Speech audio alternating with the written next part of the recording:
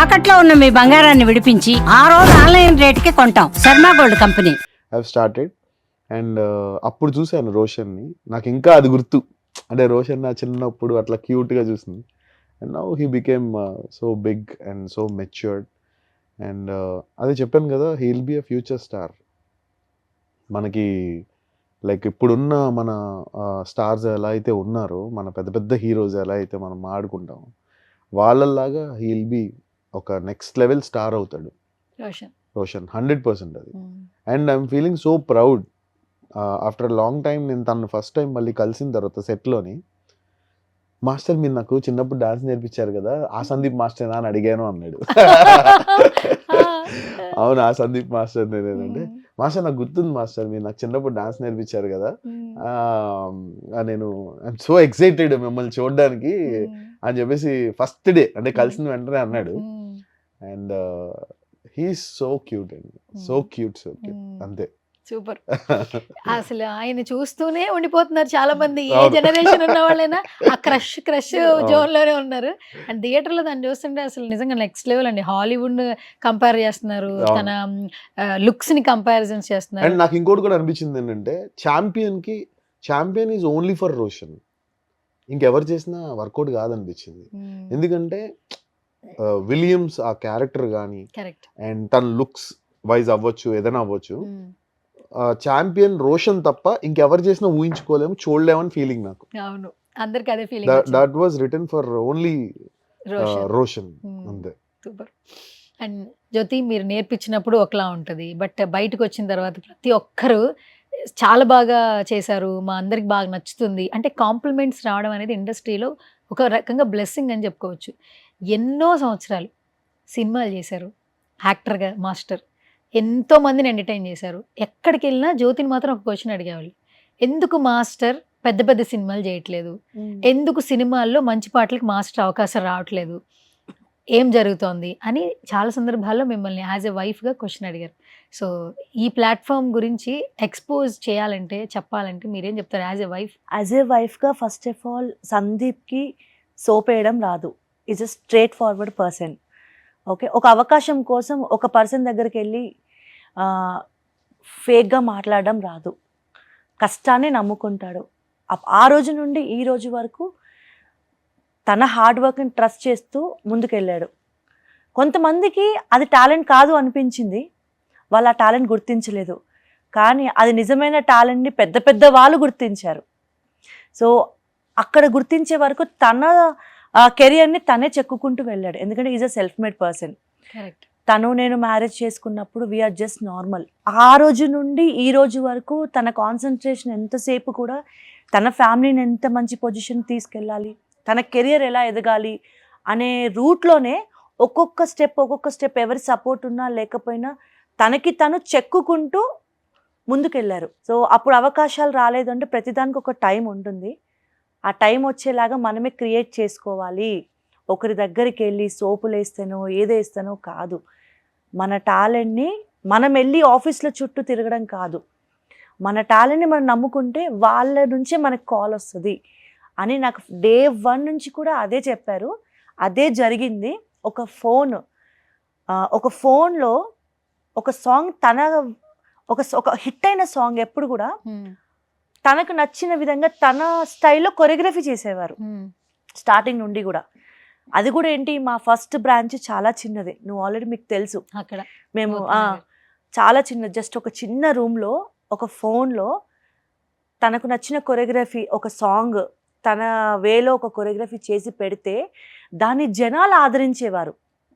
ఎలా జనాలకి నచ్చి ఎంత బ్యూటిఫుల్గా ఉందని బ్లెస్సింగ్స్ ఇవ్వడం స్టార్ట్ చేసి, ముందు జనాల్లో మేము ఆ ఆదర అభిమానాలు జనాల్లో పొందిన తర్వాత అవి అలా అలా వైరల్ అయ్యి దేవుడి బ్లెస్సింగ్స్తో మాకు పెద్ద పెద్ద వాళ్ళ నుంచి కాల్స్ రావడం. సో నాకు చాలా హ్యాపీ ఏంటంటే అవకాశాలు వస్తాయి, వచ్చేలాగా మనమే క్రియేట్ చేసుకోవాలి అన్న తన సంకల్పం, తన పట్టుదల ఈరోజు తను నిలబెట్టింది. అవును, దట్టు మాస్టర్ మీ గురించి ఒక విషయం చెప్పాలి. సంకల్పం పట్టుదల పక్కన పెడితే మీలో పేషెన్స్. ఇన్ని సంవత్సరాల నుంచి అందరికీ నోన్ పర్సన్, వెరీ యాక్సెస్ ఉన్న పర్సన్, అవును. టాలెంట్ ఉన్న పర్సన్, బట్ ఆపర్చునిటీ అనేది చాలా డిలేగా వచ్చింది. బట్ మీ డ్యాన్స్ స్టూడియో ద్వారా ఎంతో మందికి, సెలబ్రిటీలకి, సీరియల్ ఆర్టిస్టులకి డాన్సులు నేర్పిస్తూ ఉన్నారు. దట్ మీలో ఒక బాగా నచ్చే క్వాలిటీ అంటే సోషల్ సర్వీస్ మాస్టర్. కోవిడ్ టైంలో, నాన్నగారు చనిపోయిన టైంలో మీకున్నంతలో ప్రతి ఒక్కళ్ళు ఉన్నంతలో హెల్ప్ చేస్తారు. ఆ కోవిడ్ టైంలో మనకు మనం దాచుకోవాలి, వర్కులు లేవు, డబ్బులు రావట్లేదు, బయటకు వెళ్ళడానికి లేదు, ప్రాణాలు పణంగా పెట్టి వర్క్ చేయాలి. కానీ ఆ టైంలో డాడీని లాస్ అయినప్పుడు కూడా మీరు మీకున్నంతలో చాలా మందికి సోషల్ సర్వీస్ చేశారు.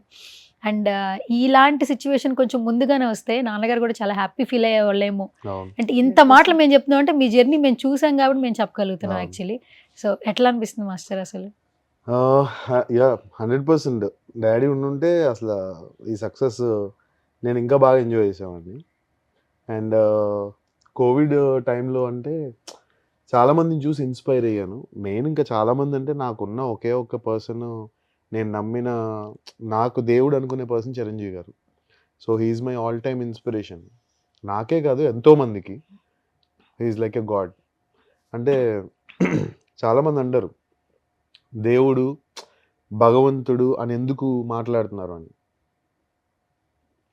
కొంతమంది మనకి ఎట్లా ఉంటే అండి, భగవంతుడు డైరెక్ట్గా రాకపోవచ్చు కానీ భగవంతుడి రూపంలో కొంతమందిని పంపిస్తాడు, వాళ్ళు భగవంతులతో సమానం. So in person how Chiranjeevi గారు అందరికీ మనకి కనిపించేది, లైక్ ఎంతమందికి సోషల్ సర్వీస్ చేస్తారు, ఎంతమందికి ఆ రోజుల్లోనే ఐ బ్యాంక్ పెట్టారు, బ్లడ్ బ్యాంక్ పెట్టారు. సో ఆయన కోవిడ్ టైంలో కూడా ఆయన ఎంతో మందికి, ఆర్టిస్టులకి సహాయం చేశారు. ప్రతి ఒక్కరికి కూడా సరుకులు అన్ని పంపించడం కానీ, ఇంటింటికి వెళ్ళి ఆ వెహికల్ వెళ్ళి ఆ సరుకులు ఇచ్చేసి వచ్చారు. సో అలాంటి పెద్ద పెద్ద వాళ్ళని, అలాంటి లెజెండరీ పీపుల్ని చూసి, సో మనం అట్లీస్ట్ ఒక చీమ ఇసుకంతన్నా ఏదో రాముడికి ఉడత సాయం అన్నట్టు మనం మన మటుకు ఏదో చెయ్యాలని ఒక ఇనిషియేషన్ అంతే. So that is all inspired by megastar Chiranjeevi garu అంతే. సో మీ god is here, everybody god is here. అలాంటి ఒక poster, gesture never before ever after. Actually అందరికీ ఆ క్లోజ్నెస్ ఉంటుంది, బట్ ఆయన హృదయాన్ని తాకినటువంటి ఆ మూమెంట్ చాలా చాలా బాగుంది మాకు. ఎందుకంటే మీరు మాస్టర్గా తెలిసిన ఆయన అభిమానిగా ఎంతో మందికి తెలుసు. ఆట సందీప్ అనే పర్సన్ కొంతమంది తెలిస్తే, ఊర్లలో ఫోన్లు చూసే వాళ్ళకి ఆయన ఎలా తెలుసు అంటే వీళ్ళిద్దరూ ఆయన అభిమానులు అని. భలే ఉన్నారండి జ్యోతి గారు. ఒకసారి ఇలా ఏంటండి ఇది? అది తెలియకుండా వచ్చేసింది కదా? అది అంటే మనం చిన్నప్పటి నుంచి ఎవరినైతే చూసి ఇన్స్పైర్ అయ్యి పెరుగుతామో వాళ్ళు మనకి కాల్ వచ్చి వాళ్ళ ఇంటికి, ఆ రోజు ఇంటికి వెళ్తున్న రోజు మమ్మల్ని మేము ఇలా గిల్లుకున్నాం. నిజమేనా ఇంటికి వెళ్ళిన తర్వాత ఆయన మాతో ఉండే విధానం, అంత గొప్ప పర్సన్ మాతో ఎంత హంబుల్గా, ఎంత ప్రేమగా, ఎక్కడ కూడా నేను మెగాస్టార్ గారిని అన్న భావన లేకుండా, ఫీలింగ్ లేకుండా, అమ్మ కాఫీ తాగావా, కాఫీ తాగండి అమ్మా, ఆ సంస్కారం అండి. నిజంగా అంత గొప్ప వ్యక్తి ఇంటికి వెళ్ళాము, భోంచేశారా, టిఫిన్ చేశారా, తింటారా టిఫిన్, కాఫీ తాగండి, ఇంకేమన్నా కావాలమ్మా. ఆ రోజు మా లైఫ్లో మేము మర్చిపోలేని రోజు. మేము అంతకు ముందు చిరంజీవి గారు అంటే మాకు ఇంత, పర్సనల్గా కలిసిన తర్వాత అది ఇంకా డబుల్ అయిపోయింది.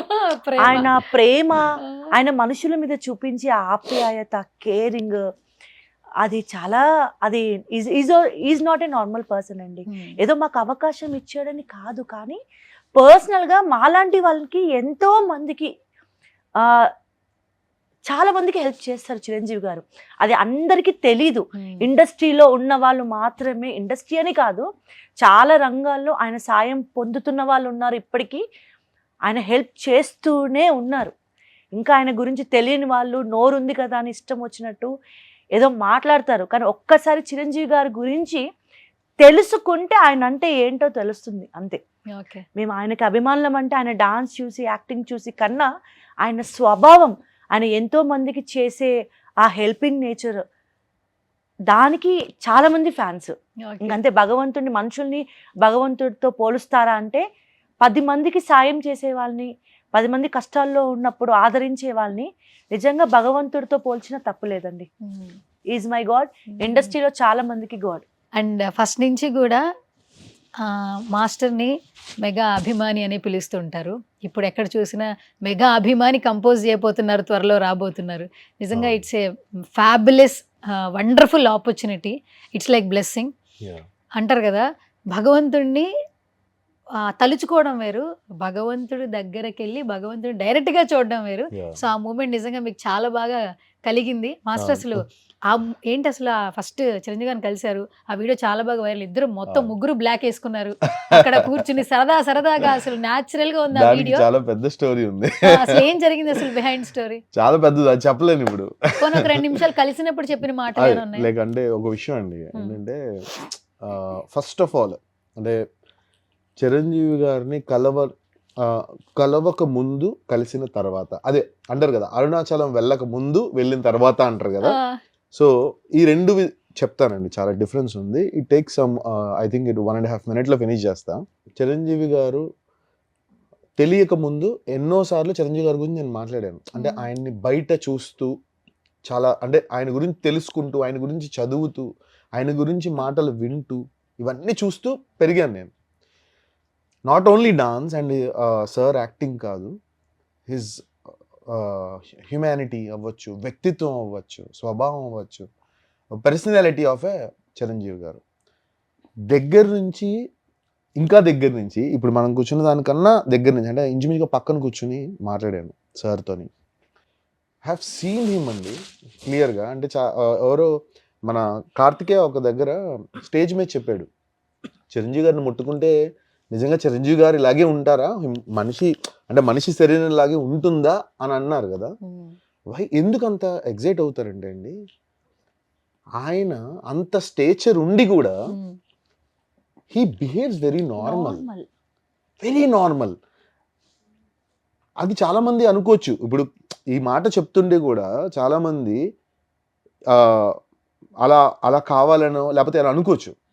నేను పర్సనల్గా హ్యావ్ సీన్ హిమ్, లెక్క పెట్టుకున్నా, కౌంట్ చేసుకున్నాను ఎన్ని నిమిషాలు ఎన్ని గంటలు ఐ హావ్ స్పెంట్, అంటే షూటింగ్ టైం కావచ్చు, what ever it is, I have spent 49 hours. లెక్క పెట్టారా?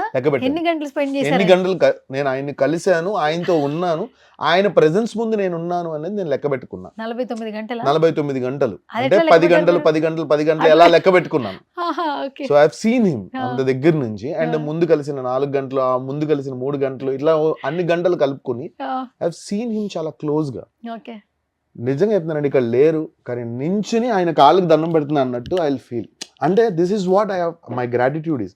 చిరంజీవి గారు ఇక్కడ ఎక్కడ లేకపోయినా కూడా చిరంజీవి గారు అన్న పదం మనం మాట్లాడితే ఐ థింక్ ఇప్పుడు కూడా నా ఆయన కాళ్ళు ఇలా ముట్టుకున్న ఫీలింగ్ వస్తుంది. So that is what Chiranjeevi garu. అది ఆటోమేటిక్ గా అది వెళ్ళిపోతుంది. He was not a normal person అండి. He was not a normal person. మనం కలిసాము అని అంటే ఆయన కలవనిచ్చారు అంటే that is what his nature is. ఏంటి ఆయన గురించి చెప్తే 1 నిమిషం 2 నిమిషాలు మన జీవితకాలం సరిపోదండి, అంతే. ఎంతో మందికి హెల్ప్ చేశారు, ఎంతో మందికి. చిరంజీవి గారి గురించి బయటికి చెప్పాలి, ఎందుకంటే కలిసిన ప్రతి ఒక్కళ్ళు కూడా చిరంజీవి గారి గురించి మాట్లాడాలి. ఇది ఏదో చెప్పడం కాదు, it's a kind of demand. నేను మాట్లాడేది చిరంజీవి గారి గురించి మాట్లాడాలి, because such a legendary person he was. అలాంటి పర్సన్ గురించి లోపల దాచేసుకుంటే ఆయన గొప్పతనం బయటికి, ఇంకా ఆయన వాట్ హీ వాజ్ పర్సనలీ అనేది దగ్గరికి వెళ్ళిన వాళ్ళు చెప్పాలి. ఇంకా చాలా విషయాలు ఉన్నాయండి. 49 గంటలు కలిశానంటే నా దగ్గర ఎన్ని విషయాలు ఉండేది ఆలోచించండి. బట్ సినిమా రిలీజ్కి ముందర, సినిమా టైంలో ఫర్ ష్యూర్ ఆయన మాట్లాడిన ప్రతి ఒక్క ఆణిముత్యం, ప్రతి ఒక్క మాట కూడా ఒక ఆణిముత్యం లాంటిది. ప్రతి ఒక్కటి నేను బయటికి చెప్తాను. ఆయన స్వభావం ఎలా ఉండదో, ఆయన ఎలాంటి మనిషో, ఎంత గొప్ప వ్యక్తో. అందుకనే అన్న, అరుణాచలం వెళ్ళక ముందు, అరుణాచలం తర్వాత వెళ్ళిన తర్వాత అని అంటారు కదా. నేను అరుణాచలం వెళ్ళక ముందు మీరన్న సందీప్, నేను శివమాల వేసుకుని అరుణాచలం వెళ్ళి గిరి ప్రదక్షిణ చేసుకుని గిరికొండ ఎక్కి వచ్చి దండం పెట్టుకుని వచ్చి ఇక్కడ మాల ఫినిష్ చేసుకున్న తర్వాత I got all these calls. That is the power of lord Shiva. So తర్వాత ఇప్పుడు సినిమా కెరియర్లో చిరంజీవి గారికి చేయక ముందర చిరంజీవి గారికి చేసిన తర్వాత so it will be something different. So that is what Chiranjeevi గారు ఈస్. మీరు చెప్తుంటే ఆరా మొత్తం తిరుపతి వెంకటేశ్వర స్వామిని కాసేపట్లో చూడబోతున్నా అన్నప్పుడు ఒక వైబ్ వస్తుంది కదా. లేదండి, he was like that. Sir అంటే చిరంజీవి గారు అని ఎందుకు చాలా మంది ఆ మాట అటాచ్ చేస్తారంటే అదంతే. ఆయన అభిమానులు అందరినీ ఆయన ఇక్కడ పెట్టుకుంటానండి. ఆయన ఎంత ప్రేమిస్తాడంటే, ఇప్పుడు ఎగ్జాంపుల్ ఆయన ఒక లెజెండరీ పర్సన్. ఆయన తలుచుకుంటే మేమెంత, సందీప్ జ్యోతి ఎంత, కరెక్ట్. ఆయన తలుచుకుంటే హాలీవుడ్, బాలీవుడ్. కానీ ఆయన ఒక మనిషి కష్టాన్ని గుర్తిస్తారు. ఒక చిన్న సెల్ రీల్లో వీళ్ళ కష్టం, ఈ భార్య భర్తల కష్టం, ఈ అబ్బాయి తను నా ఇమిటేటర్ కాదు, తను డూప్ కాదు, ఈ అబ్బాయి నా స్టైల్ని చాలా కొత్తగా కొరియోగ్రఫీ చేస్తున్నాడు అని వీడియోస్ చూస్తూ పిలిచి, నువ్వు చాలా బాగా చేస్తావు అబ్బాయి, చాలా క్యాజువల్గా.